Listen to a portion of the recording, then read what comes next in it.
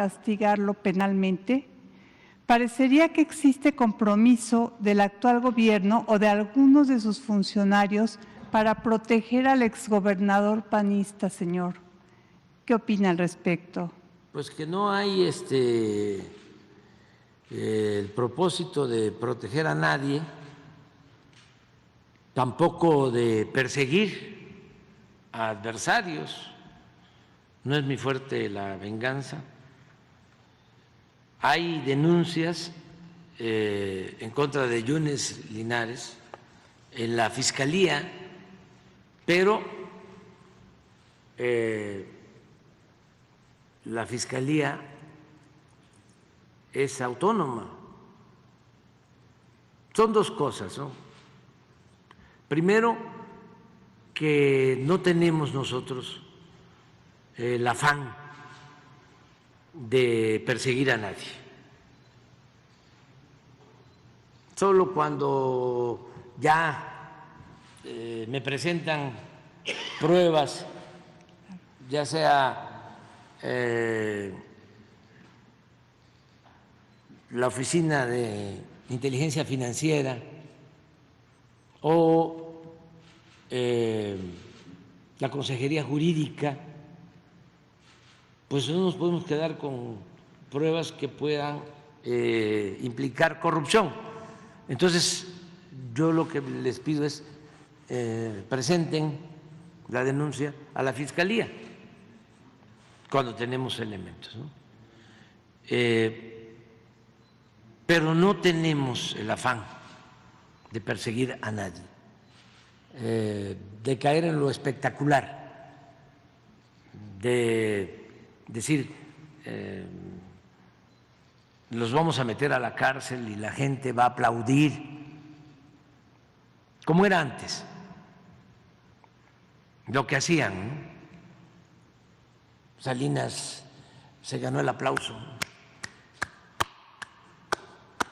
de todos cuando encarcela a un empresario y a un líder sindical. Decían, ahora sí, hay autoridad. Puro cuento. Resultó de que en ese gobierno, sin duda,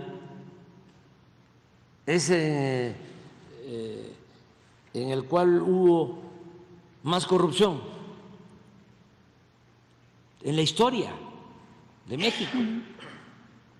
Dicen, ¿en qué gobierno? Ya no como presidente, como historiador, considera que ha habido más corrupción en el sentido amplio del término. Yo les diría Santana, porque imagínense lo que implicó la pérdida de la mitad de nuestro territorio y luego que lo traen los conservadores, vende.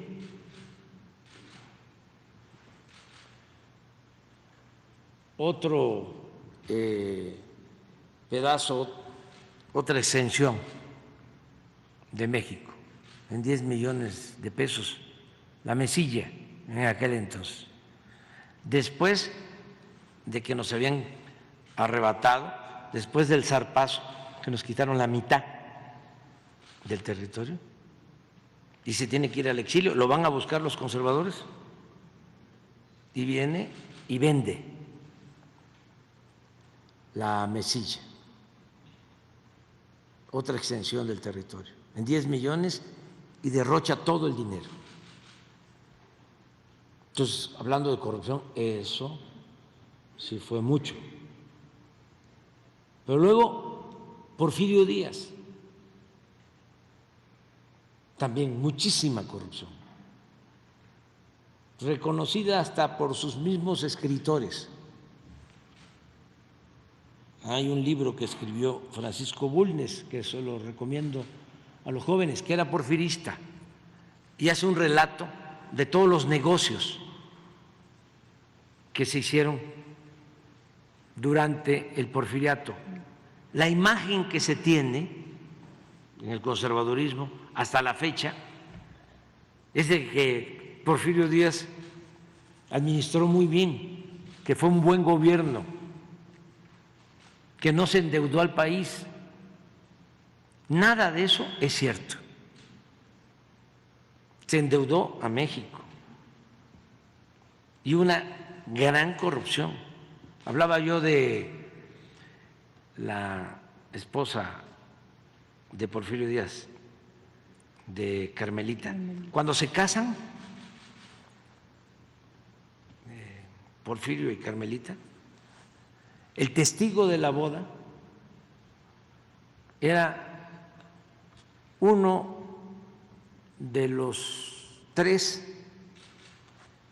que habían comprado las acciones del ferrocarril de México a Veracruz, que lo había inaugurado Lerdo. Ahora se están cumpliendo 150 años del ferrocarril de pasajeros en México,